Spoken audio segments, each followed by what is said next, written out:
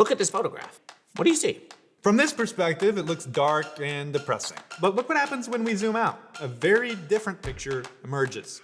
A lot of people treat American history like this photograph. They zoom in on one particular part and build a fancy frame around it. This one piece is what American history is all about. But you will miss out on seeing the whole picture if you only focus on one small part. Or in other words, you need accurate perspective to make accurate conclusions. History shows us that America is different from other countries. Not perfect, but different in a really good way. But it's easy to take awesome things for granted until they're gone. Like your phone, and your money, and your electricity. And an amazing country that provides liberty and equality for all people. What's the big deal with that? Well, the big deal is this thing called history.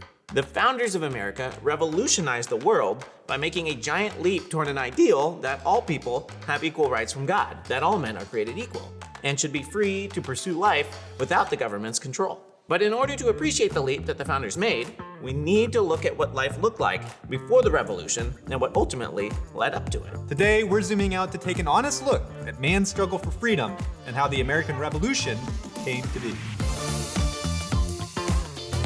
Hey, I'm Daniel. And I'm Lim. And this is TBH History. The American Revolution didn't happen overnight. It was the culmination of centuries of debate and struggle.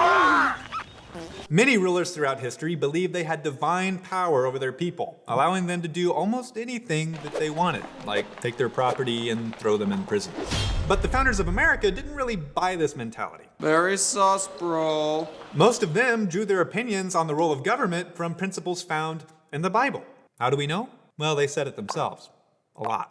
Like, a whole lot. And the government that they would set up would be deeply influenced by these Christian beliefs. They believed in the value of individuals because they believed individuals were made in the image of God, as seen in Genesis. And because individuals are made in the image of God, they have God-given rights that should be protected by the government, as found in the book of Proverbs and the epistles of Romans and 1 Peter.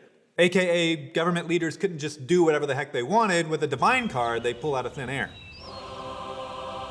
Although most of the world did not practice these biblical principles, they gave people an ideal to strive for. The founders weren't the first ones to attempt to implement these principles in government. Throughout history, most people lived under a king or an emperor. Basically, a big boss man that calls all the shots. None of this voting and representative democracy stuff.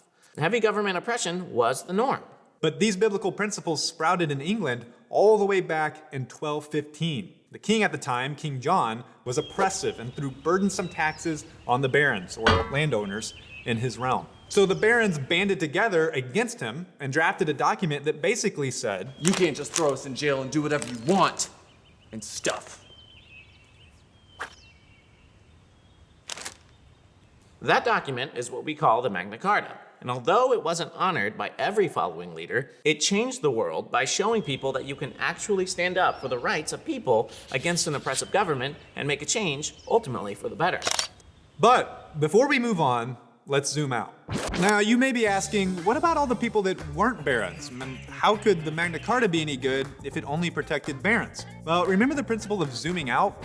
Let's put that to work. While it is true that the Magna Carta didn't protect everyone's rights, it began the long struggle in the West to limit the powers of the king and protect the rights of people. So when we zoom out historically, we see that although the Magna Carta wasn't perfect, it did push the world further toward equality and liberty, and set the stage for another major leap the founders of America would make centuries later. Fast forward a few hundred years, and when colonists from England began establishing settlements in North America, their constitutions included many of the rights found in the Magna Carta. And even though the colonies were under the British Crown, they governed themselves and enjoyed more freedom than anywhere else in the world. But in 1760, King George III ascended the throne. Unfortunately for the colonists, he and British Parliament acted like the oppressive King John back in the 1200s. Instead of respecting their rights, which had been acknowledged for centuries, he took away their right to govern themselves and ignored the promises made by King James I. In the 1760s, the British government made laws forcing the colonists to pay taxes on sugar, newspapers, glass, lead, paint, paper, and tea. I ran out of fingers, okay. Since everyone needed to use these items in their homes, the taxes made life harder for many colonists and took money that they worked hard to earn. But what was even more important than the cost of the tax was a key principle. If the government could ignore one of the rights listed in the colonial constitutions, it could ignore all of them. It could take away their possessions, their homes, and even throw them in prison without a good reason. And this might seem kind of ridiculous, but it wasn't really abnormal for kings to do. The colonists now faced the same problem as the barons in 1215. The seeds of freedom that had sprouted with the Magna Carta were now being uprooted by King George III. The colonists were in a tough situation. They felt the British government was wrong, but they also understood that it would be risky to say so out loud. King George is the worst. Speaking out against the king would be considered heresy, something that kings usually aren't a huge fan of. Never mind. But in spite of the risks, the colonists began to make their voices heard by protesting against the government and boycotting British companies. I'm not buying that tea. They hoped these actions would convince the government to change its policies. Things got very tense between America and Great Britain. Violence broke out, such as the Boston Massacre in March of 1770, where British soldiers stationed in Boston shot and killed a group of Americans. On December 16th, 1773, another group of Americans, mad at the taxes on tea, went aboard British ships and dumped tea into Boston Harbor. You may have heard this referred to as the Boston Tea Party. I'm not buying this tea. All of these events served to anger both sides even further. Not all of the colonists, however, believed that the British soldiers were totally at fault for the Boston Massacre and worried that they had been provoked by a mob of angry Americans. Furthermore, not all of the colonists supported the dumping of British tea at Boston Harbor. Seriously, man? What about the turtles?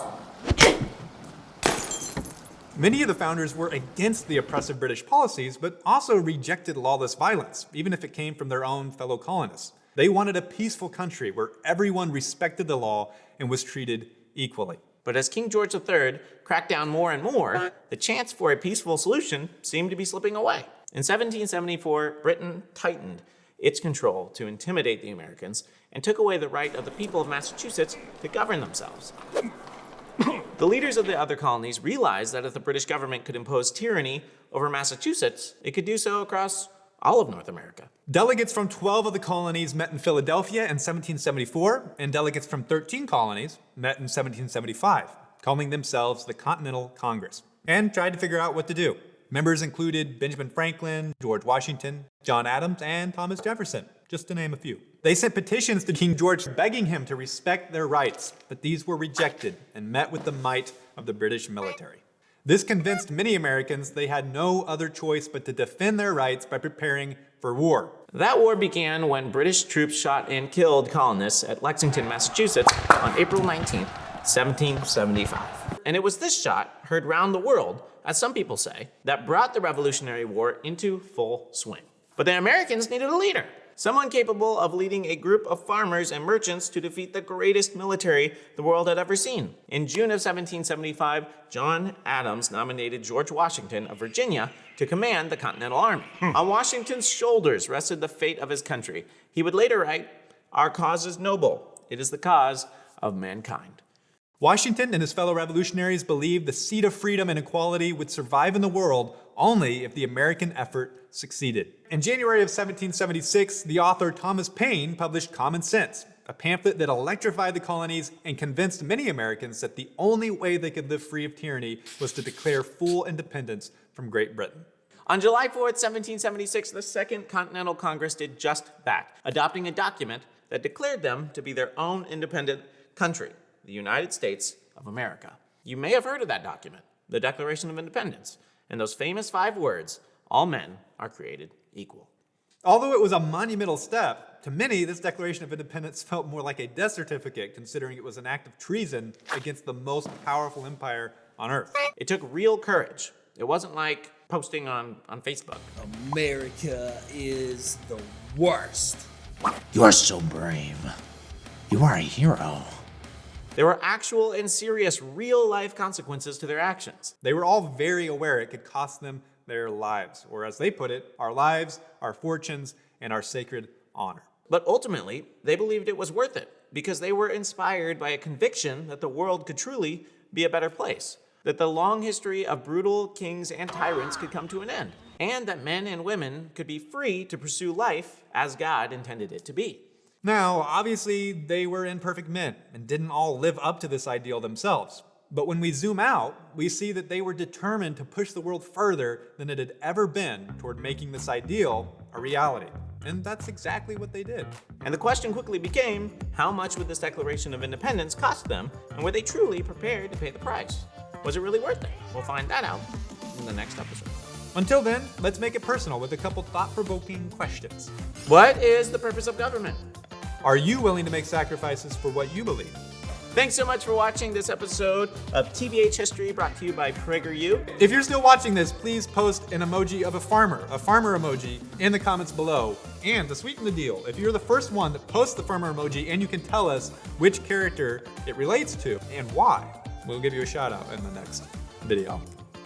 Pretty sure unless our producer tells us we can. Show them how to research. Show them how we research. Show them. Yes.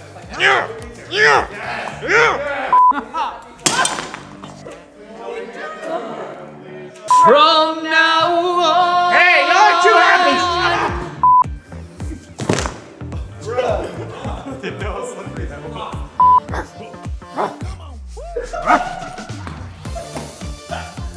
I was not expecting the dog bark.